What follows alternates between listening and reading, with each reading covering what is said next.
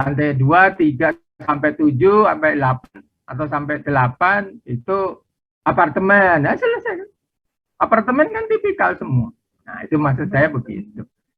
Intinya apa yang disampaikan oleh dosen itu kemudian bikin yang paling mudah, yang tidak menyalahi aturan yang sudah disampaikan.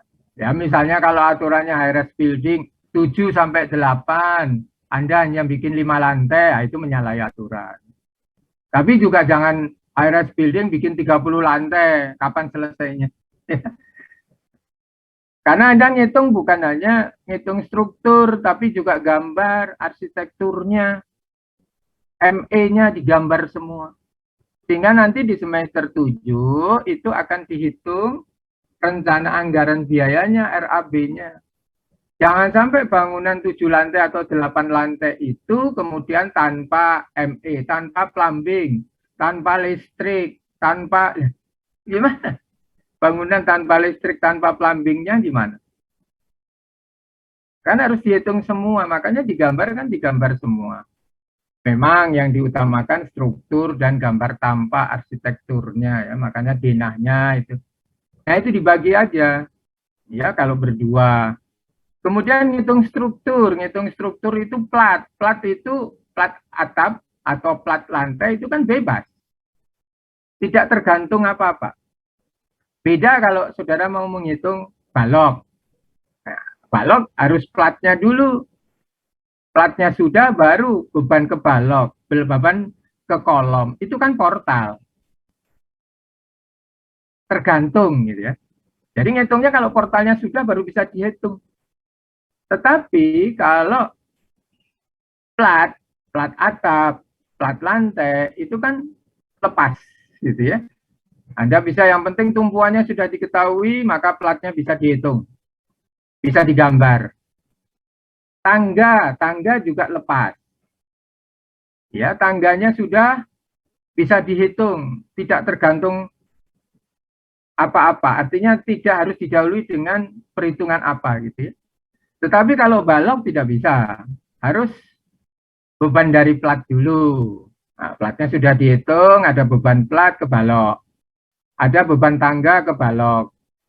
Setelah itu bikin portalnya, baru bisa ngitung balok, ngitung kolom, ngitung fondasi. Fondasi kan juga nggak bisa sekarang gitu, tapi nanti setelah semuanya selesai, portalnya selesai, momen-momen di situ ketemu, fondasi ketemu, baru bisa nentukan fondasinya. Nah itu dibagi. Dan kelemahannya, ya kalau pekerjaan proyek, karena pekerjaan proyek itu tidak seperti kuliah seperti ini. Anda kan tinggal konsultasi, asistensi di ACC atau tidak. Ya. Nah untuk konsultasi itu biasanya yaitu tadi ngerjakan gitu kan. Besok aja lah bareng temennya. Udah ketemu temennya, udah bisa. Datang temennya lagi, ngobrol, akhirnya nggak jadi. Bawa pulang.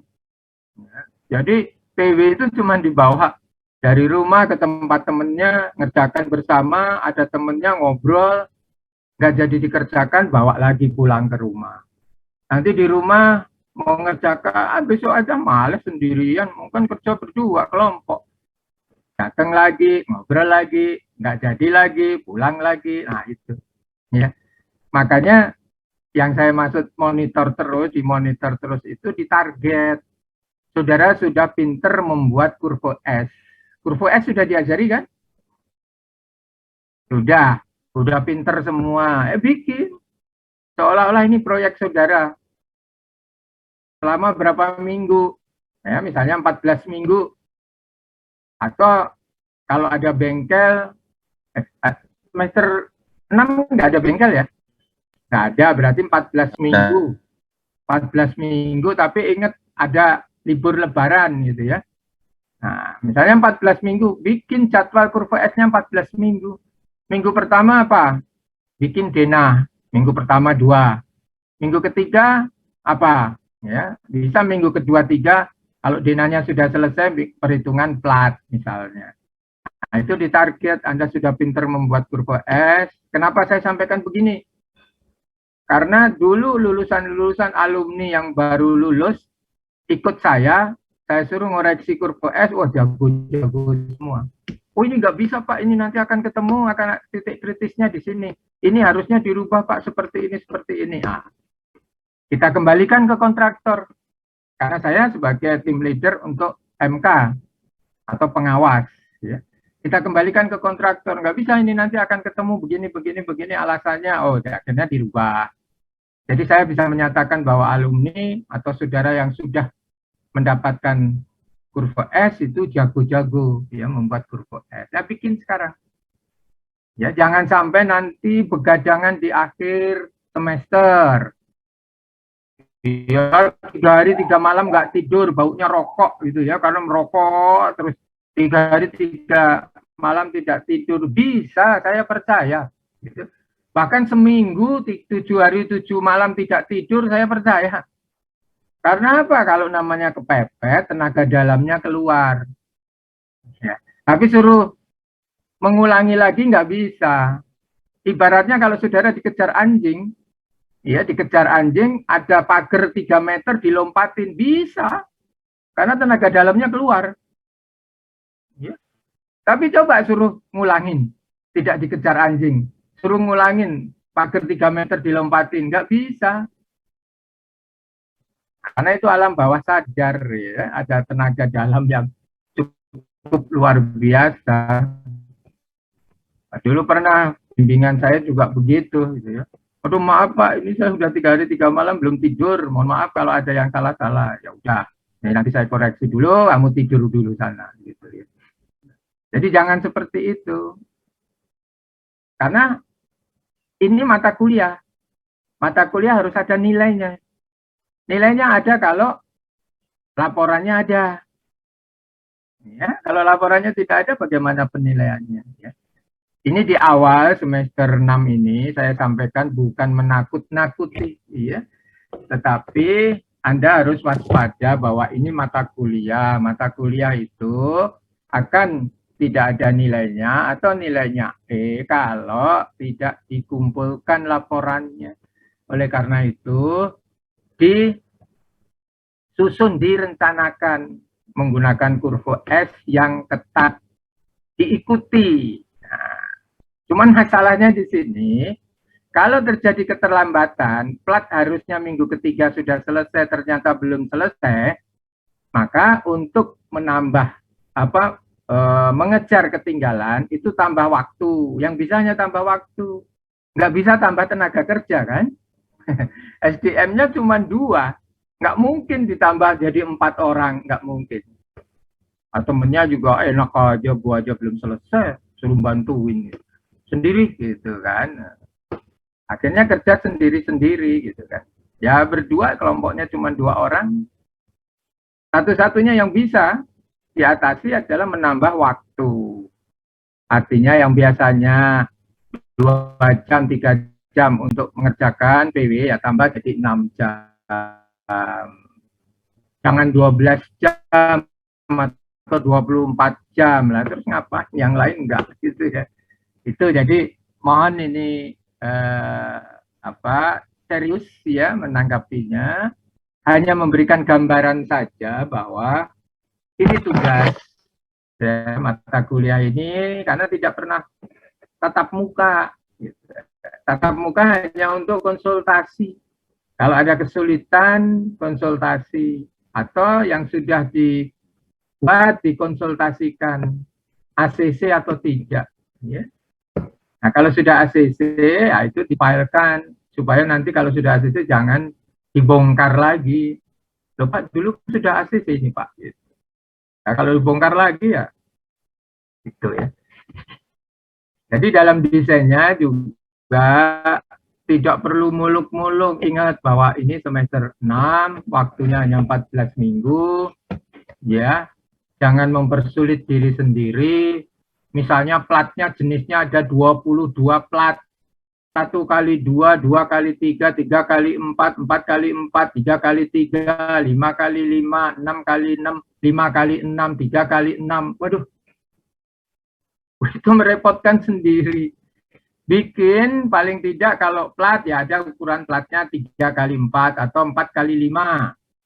ada balok anaknya, satu. Yang kedua, 1 kali 5. Itu untuk yang cantilevernya misalnya. Hanya 2 atau 3 jenis. Sehingga ngitungnya ya cuma 1, 2, 3 aja. Kalau ada tipe plat 22, ngitungnya 22 kali. Ya mabuk gitu nanti kapan selesainya. Nah, pikirkanlah dalam membuat plat itu ya.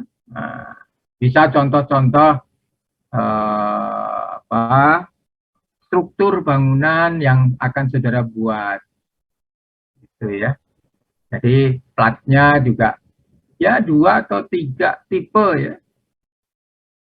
4 kali 5 atau 3 kali 5 ya, sama misalnya 3 kali 5, 4 kali 5, 1 kali 5, udah selesai ya, 3 tipe. Tinggal ngitungnya gampang. Ya, jadi konsultasikan terus dengan dosen pembimbingnya. Ya kalau sudah oke baru dibuat ya untuk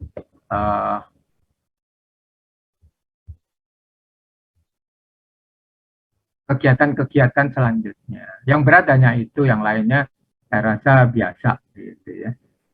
Oke, kemudian untuk mata kuliah konstruksi bangunan gedung 2 itu tentang high-rise building ya.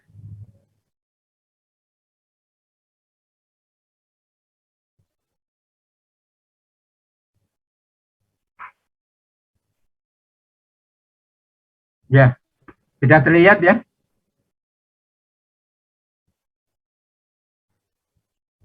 Nah, nanti yang akan dipelajari ini ya. Jadi tentang bangunan bertingkat, ya bangunan gedung bertingkat itu apa? Yang dimaksud dengan high-rise building itu yang lantai berapa, ya berapa lantai. Kemudian komponen bangunan bertingkat, bagaimana dengan pondasinya, bagaimana dengan kolom dan baloknya, bagaimana dengan plat lantainya, dindingnya, ya apalagi dinding core ya, core wall. Nah itu beda, ya. Karena untuk bangunan bertingkat ya memang harus ada core wall-nya, di mana dinding core ini berfungsi untuk menahan gaya-gaya lateral, gaya-gaya gempa. Semua gaya gempa dimasukkan ke dinding core ya, atau core wall ini. Kemudian bagaimana saudara nanti membuat atap bangunan yang sederhana sampai yang ruwet gitu ya. Kemudian utilitasnya, ada sistem distribusi air bersih untuk high-rise building, dan air kotor, instalasi listrik, pemadam kebakaran, alat transportasi vertikal. Ya, ini khususnya adalah eskalator dan juga lift. Ya, ini nanti akan dibahas berapa kebutuhan lift untuk high-rise building dengan kapasitas berapa orang, gitu ya. Kemudian yang penting lagi adalah pemeliharaan dan perawatan. Karena pemeliharaan dan perawatan untuk high-rise building berbeda dengan low-rise building. Ya. Nanti ada manajemen pemeliharaannya, kemudian pemeliharaan dan perawatan bagian dari bangunan. Baik itu dinding, plafon, lantai, dan sebagainya. Ya. Nah, itu yang akan diberikan di semester ini. Ya.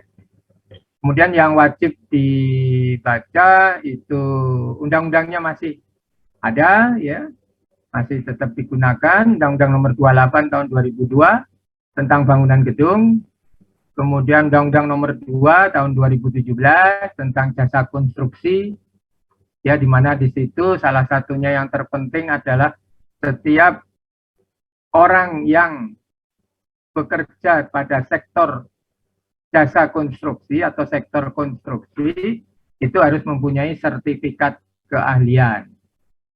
Makanya nanti kalau ada tawaran dari LSP, ya ada tawaran untuk sertifikat keahlian atau sertifikat kompetensi, misalnya perawatan bangunan gedung, nah, Anda boleh ambil. Atau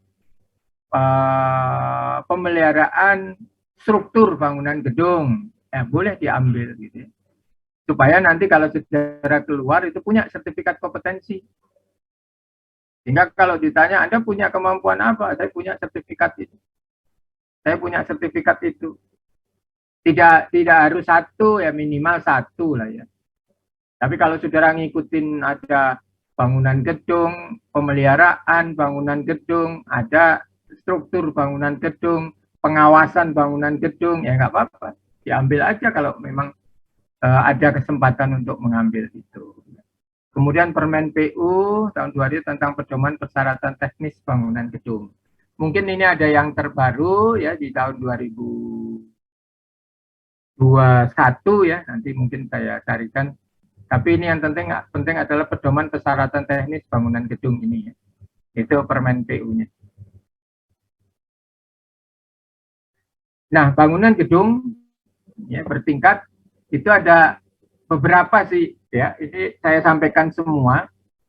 Ada yang membagi low rise building dan high rise building. Low rise building itu 3-4 lantai atau ketinggian ya lebih dari 10 meter. High rise building itu lebih dari 4 lantai itu sudah dimasuk high rise building. Ini satu pendapat. Tapi pendapat yang lain ya, ini menurut Perda Bangunan Gedung DKI ya, bahwa klasifikasi bangunan gedung berdasarkan ketinggian. Ada bangunan gedung bertingkat tinggi dengan jumlah lantai lebih dari 8 lantai. Jadi high rise building kalau di Perda Bangunan Gedung DKI Jakarta itu lebih dari 8 lantai. Kemudian bangunan gedung bertingkat sedang ya, itu 5 sampai 8. Ya, kemudian bangunan gedung bertingkat rendah low rise building, tadi yang ini high rise building lebih dari 8, kemudian medium rise building itu 5 sampai 8, kemudian 1 sampai 4 itu low rise building atau bangunan bertingkat rendah. Ada juga yang mendefinisikan seperti ini. Ini di buku Bangunan Gedung Bertingkat ya, menurut Mulyono tahun 2000. Ada gedung bertingkat rendah low rise building itu 1 sampai 3 lantai. Kemudian gedung bertingkat sedang medium rise building itu 3 sampai 6. Kemudian high rise building itu lebih dari 6 lantai. Mungkin kalau kemarin dijelaskan karena sebelum-sebelumnya itu boleh 7 lantai, boleh 8 lantai. Nah, ini mengambil dari ini, pengertian gedung bertingkat tinggi, high rise building itu lebih dari 6 lantai. Nah, itu ada beberapa perbedaan ya pendapat gitu ya. Tapi lebih banyak orang menggunakan yang ini. Jadi 1 sampai 3 itu low rise building, 3 sampai 6 itu medium rise building, lebih dari 6 lantai itu sudah high rise building. Ya. Ada harus 8 lantai semua atau boleh 7 lantai? Boleh 7 lantai kan? Boleh, Pak. Ketentuannya 7 sampai 8. Ya, makanya. Ini ngambil dari ini karena 7 itu sudah lebih dari 6 lantai. Makanya boleh 7, boleh 8. Tidak direkomendir untuk yang lebih dari 8 karena apa? Perhitungannya lebih rumit ya. Lebih ruwet gitu. Makanya ya 7 atau 8 saja. Ini. Jadi 1 sampai 3 itu low rise building, 4 sampai 6 ya. Itu medium rise building, lebih dari 6 itu high rise building. Nah, di dalam merencanakan, maka ada hal-hal yang perlu diperhatikan dalam perancangan bangunan. Yang pertama adalah estetikanya, kemudian fungsionalnya. Estetika ini ya disesuaikan dengan kondisi lingkungan. Tapi karena saudara hanya membangun satu bangunan saja, ya maka estetikanya mesti diperhatikan untuk satu bangunan tersebut.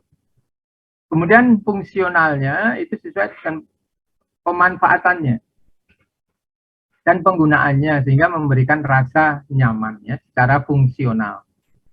Kalau struktural ya dari sisi struktur ya jelas harus kuat, 3S, strength, stiffness, stability ya. Artinya kekuatan, kestabilan dan kekakuan ya. Jadi kekuatan, kekakuan dan kestabilan. 3S atau 3K ya. Kemudian ekonomis. Ya, ini ekonomis kalau memang memungkinkan ya desainnya dengan memanfaatkan material-material yang ringan yang sudah sudah dipatenkan atau yang memang sudah layak untuk digunakan, ya silakan bisa digunakan.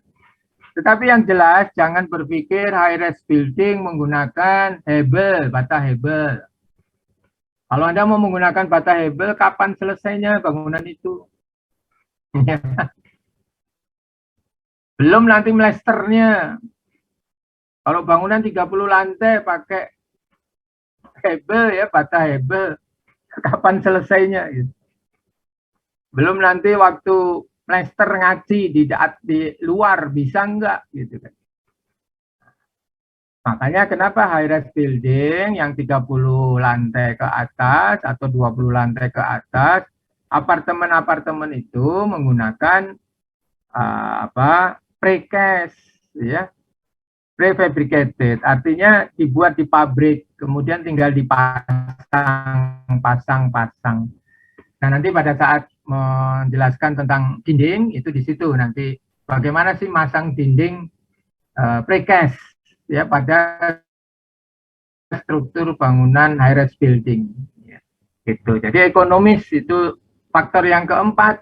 Ya. Yang pertama estetis, fungsional, dan strukturalnya. Artinya harus kuat. Nah, baru nanti ekonomis ini yang faktor terakhirnya. Nah ini syarat-syaratnya ya strength, stiffness, ya ini sudah lah ya. Ada tegangan, regangan dan sebagainya. Sifat-sifat dari bahan ya, ini teknologi bahannya. Kemudian stabil ya. Kestabilan kan jelas ya. Ini yang syarat-syaratnya ada kekakuan, kekuatan, kekakuan, kestabilan, ya 3S atau 3K, ekonomis dan estetis, ya sama dengan tadi. Ya. Yang perlu diperhatikan.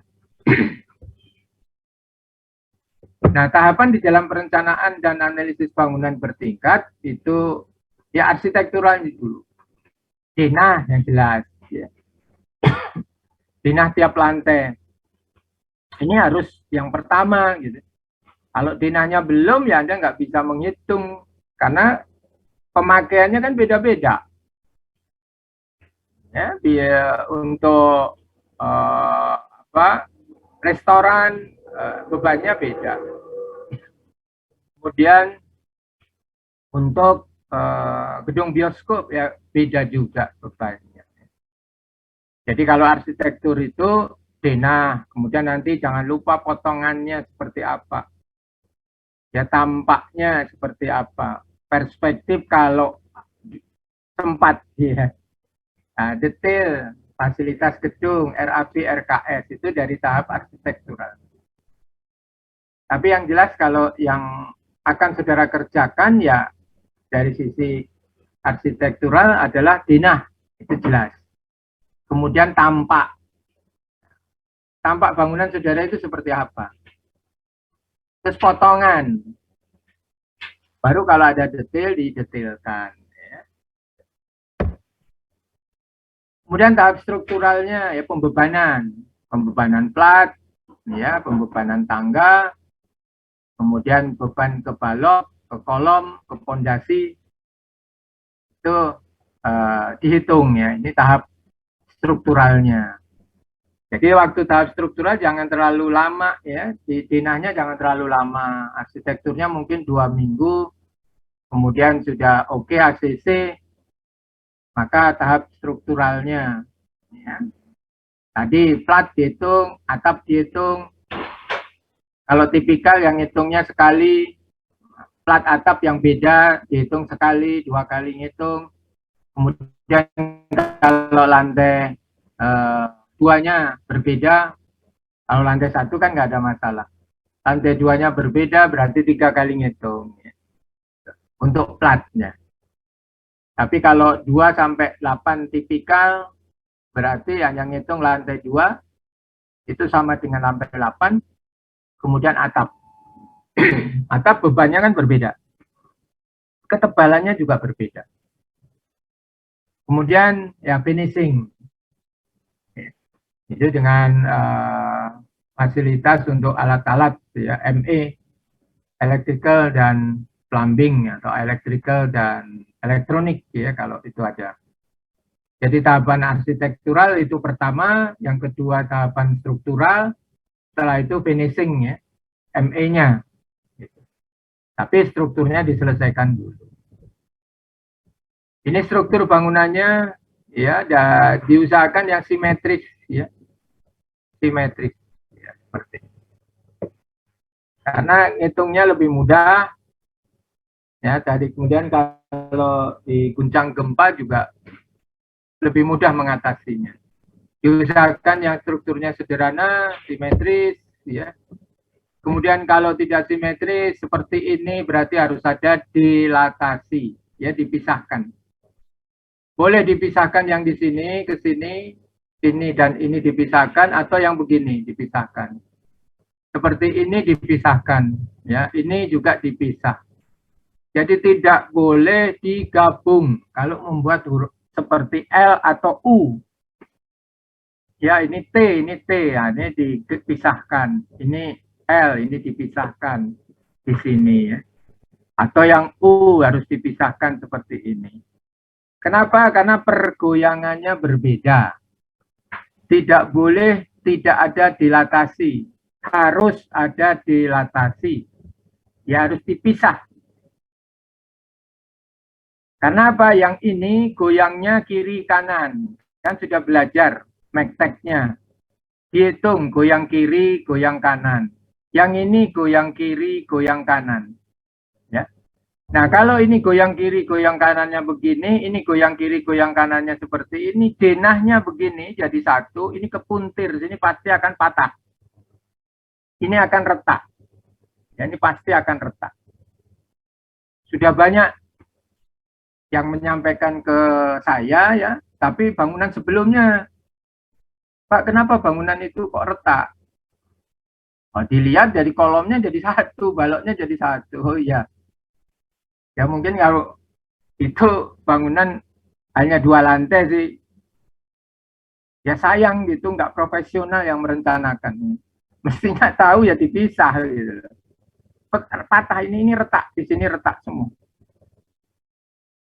Ya karena apa? Kita tahu bahwa goyangannya berbeda. Ini goyang kanan kirinya begini, yang ini goyang kanan kirinya seperti ini. Nah, ini jelas ini patah ini kalau tidak ada dilatasi ya. Tuh. Kemudian juga bangunan tinggi, bangunan rendah ini juga harus dipisahkan. Karena kalau enggak, ya ini kan goyangnya berbeda. Walaupun searah gitu ya. Searah, tapi yang di bagian ini ya goyangnya ditahan, yang ini goyang lepas gitu ya. Nah, ini harus dipisahkan.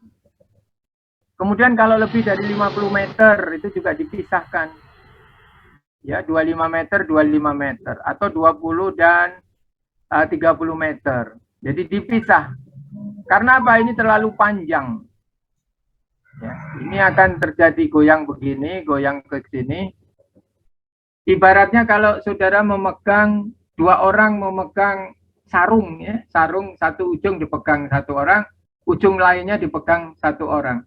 Coba digoyangkan satu, dipuntir ke kanan, sama-sama dipuntir ke kanan gitu ya. Yang satu puntir ke kanan, yang satu dipuntir ke kanan, ya akhirnya, nah itu kan jadi ruwet gitu ya. Nah makanya harus dipisah. Nanti kalau saudara membuat bangunan yang seperti ini, ya mohon dipisahkan. Nah ini jangan seperti ini. Ini momennya kan besar sekali. Ini ada beban dari sini langsung ke balok. Berapa ukuran balok ini? Sangat luar biasa besarnya. Jadi tidak boleh seperti ini. Di bawah kosong, di atasnya penuh. Apalagi ini beban di sini, beban titik ke balok ini, beban titik ke balok ini. Jangan membuat yang seperti ini. Ya. Kemudian juga jangan membuat yang seperti ini. Ini ada loncatan. Ini yang goyang di sini ya lebih kuat ya. Jadi kalau mau membuat ya ini ke atas. Atau ini seperti ini sampai ke bawah. Ini juga sampai ke bawah. Nah itu aman. Jangan yang seperti ini. Kemudian apalagi ini beban di atas berat, di bawahnya tidak ada, kosong ya di sininya. Jadi kekakuan baloknya itu lebih besar dari kekakuan kolomnya. Ini bebannya besar, ya kemudian baloknya besar, kolomnya kecil. Nah ini jangan membuat yang seperti ini. Itu yang tidak menguntungkan ya, struktur yang tidak menguntungkan. Ini pengaruh gempa ya, ini jelas, ini akan geser ya, goyang kiri, goyang kanan ya, digeser ke sini, digeser ke sini. Kalau lebih tinggi kan, nah, ada goyangan seperti ini. Nah, kalau di kita hanya ini ketinggiannya dibandingkan dengan lebarnya harus lebih kecil dari 5 ya. Misalnya Anda 8 lantai A4 ya, berarti 32 hanya 32 meter. 8 kali 4 ya 32. Kemudian hanya itu misalnya berapa? 32 hanya 10 meter misalnya. Atau hanya 12 meter. Nah, berarti 34 dibagi 12. Baru 3 kan, kurang dari 3. Apalagi kalau hanya 10. Berarti 32 bagi 10, 3,2 masih kecil dari 5. Ya, jadi kalau di Indonesia H per B-nya itu lebih kecil dari 5, kalau di Amerika itu bisa sampai 9. Tinggi sama lebarnya. Itu pengaruh gempa ya. Nah ini juga pengaruh, nah ini kan beban di atas berat, di bawahnya kosong, ini juga hati-hati desain yang begini. Ya. Nah ini yang seperti ini, ya. Ini kalau ini kan teratur gitu ya, Nah, sehingga bentuk yang seperti ini lebih menguntungkan. Nah, ini sesuai dengan persyaratan bangunan tahan gempa. Ya. Diusahakan yang seperti ini, rangkanya. Ya. Nah, ini juga kita lihat ya, antara H dan B-nya. Nah, seperti ini. Ini ada loncatan tadi ya. Karena tidak teraturnya, ini mesti dilepas saja ya. Ini dipisahkan supaya goyangnya sendiri-sendiri. Kalau ini yang di sini goyang loncatannya ya, di sini goyangnya beda. Nah, ini ya. Ini kan membahayakan, riskan sekali kalau dilanda gempa. Anda bisa bayangkan kalau yang seperti ini. Ini ada balkon yang tebal begini. Bawahnya ini ada yang kosong. Ini bahaya. Jangan membuat yang bentuk seperti ini. Nah ini pengaruhnya. Ya kalau ini ya ada pemisahan, ada dilatasinya, ada kekakuan K1 dan K2. Nah ini yang penting adalah mengenai masalah gempa buminya. Ya. Ini lebih aman gitu kan, ada struktur miringnya, ya, sehingga kalau digoncang itu ada yang menahan. Ini ada yang desainnya seperti ini. Tidak ada masalah karena ini nanti kan ditutup ya, ada penutupnya, sehingga ini tidak kelihatan. Nah, ini nanti dibaca saja, ini pentingnya dilatasi, tadi sudah dijelaskan ya, dilatasi ya, yang seperti ini, yang ini salah, yang ini lebih dari 50 salah ya, harus ada dilatasi, yang ini betul. Nah, nanti sebagai pedoman kalau saudara membuat dinah ya nantinya ya, sama. Ya, ada perbedaan jenis fondasi, nah itu juga harus dipisah, harus dipisah.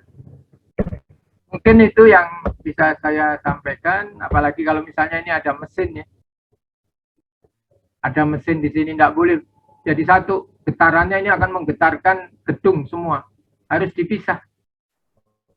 tersendiri. Kalau mesinnya misalnya genset berada di dalam gedung, harus terpisah. Tidak boleh mempengaruhi gedung secara keseluruhan. Ya, itu yang bisa saya sampaikan untuk pendahuluannya, ya. Sebagai gambaran untuk saudara membuat PW 1 saudara. Ada yang ingin ditanyakan? Nah, itu gambaran untuk perencanaan high-rise building. Nanti saya share ke grup ya, ininya, materinya. Saya share di grup, nanti di-download. Ya.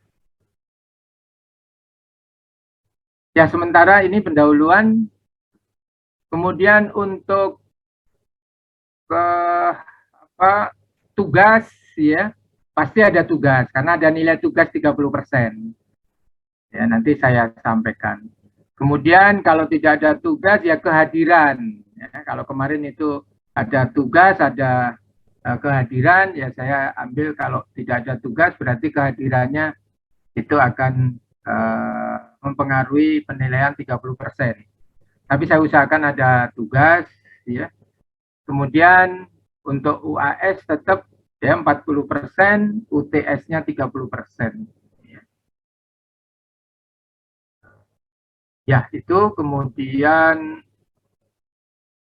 saya nggak tahu, kemungkinan yang dijadwal itu banyak UAS untuk yang offline ya. Tapi kemungkinan UTS juga akan offline gitu.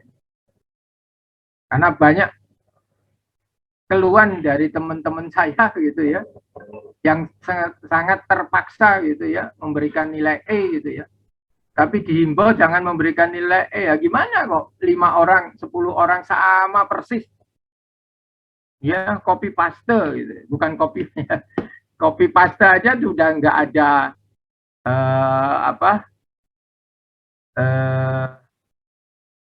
jadi sudah nggak ada malunya lagi, karena tulisannya sama, hurufnya sama, hasilnya sama persis. Ada yang aneh lagi, pertanyaannya apa, jawabannya sama dengan temennya yang lain. Jadi tidak menjawab pertanyaan, dia nggak lihat kalau soalnya itu ternyata beda gitu. Dia asal copy paste kirim gitu ya. Nah itu, sehingga banyak yang mengalami kesulitan di dalam penilaiannya. Makanya kemungkinan, karena untuk daringnya itu boleh 100%, tetapi boleh juga hanya 75%.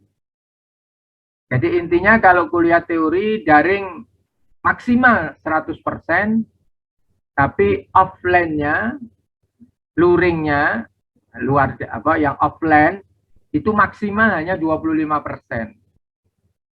Jadi jangan kaget nanti kalau ada kuliah tatap muka, ya, karena itu dibolehkan maksimal hanya 25%. Sehingga kalau yang daringnya itu minimal 75%, maksimal 100%. Ya. Kita akan lihat nanti. Itu ya tetap mengenai penugasan ya, dan juga UTS dan UAS-nya seperti itu. Selanjutnya yang ya semuanya sama ya, aturan-aturannya juga sama. Kemudian kuliahnya ya kita mulai jam 8 ya. Saya tidak target waktu, tetapi target materi ya. Nah, makanya kalau banyak diskusi ya nggak ada masalah. Ya, waktunya bisa pendek, bisa panjang. Karena waktunya ini kan 5 jam gitu ya. Tapi kalau bisa diselesaikan dalam waktu 1 jam atau 2 jam ya nggak apa-apa. Tergantung nanti materi yang akan diberikan. Hanya memang banyak overlap-nya atau hampir bersamaan ya antara pekerjaan proyek ya PW saudara dengan materinya. Gitu. Tetapi kalau masalah pondasi kan kemarin sudah dibahas gitu ya. Nah, cuma nanti Pak, berapa sih kebutuhan liftnya? Ya terpaksa kalau ada yang nanya, saya berikan dulu. Oh, liftnya ngitung jumlah liftnya begini loh. Jumlah orangnya berapa, maka jumlah liftnya berapa. Nah, liftnya ukurannya berapa. Untuk 1.500 kilo, untuk 700 kilogram, ya artinya untuk 15 orang atau untuk 10 orang, jumlah liftnya berapa, karena harus setelah diketahui jumlah penghuninya. Jumlah penghuni dari mana ya bisa dihitung. Ya, bisa dihitung per luasan atau bisa dihitung per kamarnya. Ya, kalau apartemen itu kamarnya 2, katakanlah ada anak 2, suami istri berarti 4 isinya. Ya, tinggal dihitung aja. Berapa? 4 kali berapa kamar gitu ya. Atau 3 misalnya, ya terserah, kan yang merencanakan saudara. Terus berapa dibutuhkan lift? Kapasitas liftnya berapa? Ya, kalau saudara membutuhkan itu ya nanti akan saya dahulukan, ya, didahulukan untuk perhitungan liftnya. Masalah plumbing sudah ya. Nah, nanti ngitungnya ya bisa saja nanti didahulukan. Jadi kadang-kadang ada kejar-kejaran, ya. Kadang-kadang ada yang sudah, ya. Masalah dina dan sebagainya, ya karena ini high rise building. Sepanjang high rise building nanti ya bisa saudara tanyakan ya. Misalnya Pak, kebutuhan untuk gondolanya bagaimana? High rise building kan harus pakai gondola 8 lantai. Nggak mungkin pemeliharaannya ada pakai scaffolding. Nah, scaffoldingnya 8 lantai 32 meter.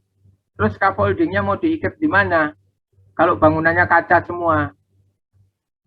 Maka harus ada gondola.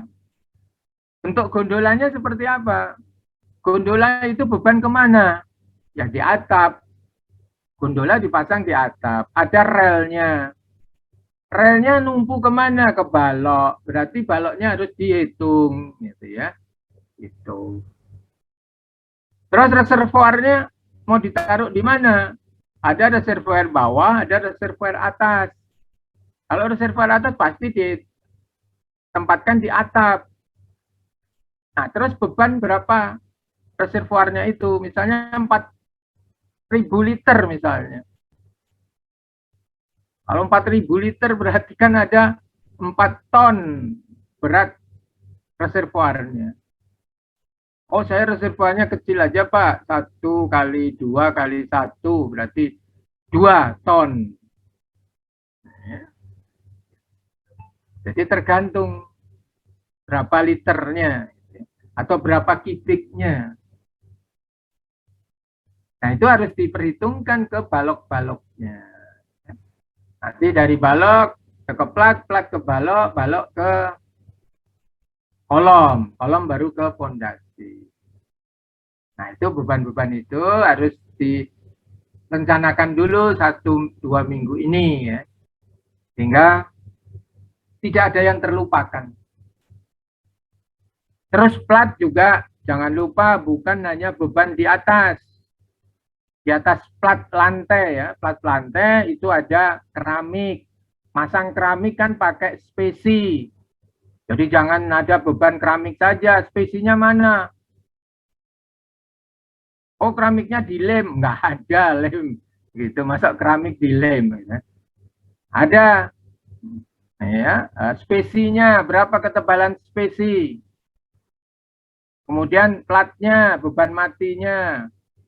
Kalau beban hidup jelas, ya. Tapi jangan lupa di bawahnya kan ada plafon. Plafon itu rangkanya ditumpu oleh siapa? Rangkanya ya diletakkan pada plat di atasnya. Berarti di bawah ada beban plafon. Setelah beban plafon, plafon kan ada listriknya. Ada beban listrik. Kemudian ada ductingnya, ducting AC. Kalau itu sentral, berarti harus ada beban AC. Ducting AC. Terus ada instalasi pemadam kebakaran, berarti harus ada beban instalasi pemadam kebakaran. Di bawah plat itu ya, karena nanti setelah itu ditutup dengan plafon. Nah, itu dihitungkan semua, jangan sampai, waduh, karena lupa kemudian, oh nggak pakai Pak, nggak pakai listrik. Lu gimana bangunan nggak pakai listrik? Ya, saya dulu pernah menguji gitu, lupa semua dia. Ini penutup lantainya pakai apa? Pakai keramik, Pak. Nah itu kok cuman keramiknya aja. Emang dilem keramiknya, ada lem keramik. Bingung dia. Spesinya mana? Tidak dihitung. Terus di bawah plafon, di bawah plat, itu kan ada plafon. Plafonnya kan diterima oleh beban plat di atasnya. Mana? Oh, nggak pakai plafon, Pak. Oke, nggak pakai plafon. Terus beban listriknya mana? Bingung dia. Nggak ada listrik. Bangunan nggak ada listrik gimana? Nah, sudah gitu kan keringetan semua gitu ya. Lupa. Yang sudah dihafal itu hilang semua kalau seperti itu. Itu karena tugas akhir ya. Jadi diperhitungkan semua. Lihat ya. Dilihat kalau ada bangunan, dilihat. Ini plat. Di plat ini isinya apa? Beban matinya apa saja? Beban hidupnya jelas. Ya. Oke. Jadi jangan lupa nanti menghitung platnya itu. Kemudian kalau plat atap paling kan air. Air juga tergenangnya jangan tinggi-tinggi. 20 cm Pak airnya, bebannya kali berapa? Ngapain? 20 cm kan sudah meluap. Untuk mengatasi kalau misalnya terjadi kemacetan atau talangnya mampet. Tapi nggak perlu sampai setinggi itu. Nah itu untuk RS building mohon dipikirkan. Kalau atapnya menggunakan atap plat ya, terserah 7 lantai itu boleh pakai plat, boleh pakai lainnya. Ya. Seperti rektorat UI kan bukan pakai plat, gitu ya. Dia pakai genteng biasa, genteng berglasur, gitu. Artistik seperti itu. Jadi terserah nanti saudara menghitungnya seperti apa, tapi yang penting semua komponen harus dimasukkan. Jangan sampai ada yang lupa. Anda lupa, dosen pembimbingnya juga kurang teliti, gitu kan. Tapi nggak apa-apa kalau sudah seperti itu, nanti ada catatan di arsip saudara itu, waktu mengumpulkan kan saudara punya arsip, harus punya arsip. Untuk menghitung di semester depan RAB-nya. Dikasih catatan, gitu ya. Note-nya itu ada yang terlupakan mengenai masalah ini. Sehingga nanti kalau saudara lulus terus diminta menghitung bangunan 8 lantai, sudah, Anda majukan yang sudah pernah saudara hitung. Padahal ada yang terlupakan yang tidak terhitung. Wah, nanti begitu dibangun, waduh, nggak bisa tidur itu, bolak-balik ke kamar kecil, stres. Tadi gimana ya, saya lupa ngitung ini, kok ini sudah dibangun begini, waduh. Nah, makanya ada catatannya di tempat saudara. Oh, saya lupa memasukkan ini. Karena dosen pembimbingnya juga kurang teliti misalnya. Ini belum saya masukkan, ini belum saya masukkan. Sehingga menjadi catatan saudara. Nanti pada saat saudara mendapatkan proyek 8 lantai atau 7 lantai, itu sudah. Tambahkan yang terlupakan tadi. Ya. Ini latihan, karena saudara nanti kan sarjana terapan. Ya. Jadi sudah punya hak untuk merencanakan bangunan gedung. Ya tentunya nanti mengambil sertifikat kompetensi di HAKI ya, Himpunan Ahli Konstruksi Indonesia. Jadi punya hak untuk menghitung ya, itu bisa saudara gunakan. Oke ya, ini jadi tadi saya berikan gambaran RS building seperti apa. Cara kalau saudara pakai yang bentuknya U, bentuk L harus ada dilatasi atau 50 meter lebih, itu harus ada dilatasi di tengah-tengah. Dan nanti saya sampaikan supaya untuk pedoman saudara membuat dinas. Baik, untuk yang sekarang saya cukupkan sekian, nanti kita lanjutkan di minggu berikutnya. Terima kasih. Ada yang ditanyakan? Pak, Tidak ada? absen di e-learning bagaimana, Pak? Absensinya sudah belum? Belum ya? Oke, sementara ini saya catat dulu, ini masuk semua ya. Saya pikir dari sana sudah dibuka. Belum bisa ya? Belum, Pak. Oke, nanti saya laporkan untuk yang ini masuk semua. Nanti karena kemarin informasinya Bapak dan Ibu dosen cukup duduk manis langsung mengajar gitu. Jadi semua sudah diurusi oleh unit transformasi digital. Saya pikir absensinya juga sudah dibuka semua, ternyata belum ya. Baik, nanti minggu depan karena ini waktunya ya. Jadi nanti saya buka untuk nanti yang ini masuk semua 20 orang, nanti saya laporkan ke jurusan ya untuk 3 TKG 2 ya. Baik, terima kasih. Assalamualaikum warahmatullahi wabarakatuh. Waalaikumsalam. Kan Terima kasih, masih ada, Pak. Makasih, Pak. ya, masih ada waktu untuk diskusi. Lama tidak ketemu ya, liburan gitu ya. Silakan bisa untuk ngobrol. Karena mungkin setelah saya masih ada kuliah. Ya kalau tidak ada ya, silakan bisa digunakan waktunya ya. Saya izin live dulu ya. Ya, silakan digunakan untuk diskusi. Terima kasih, Pak. Ya.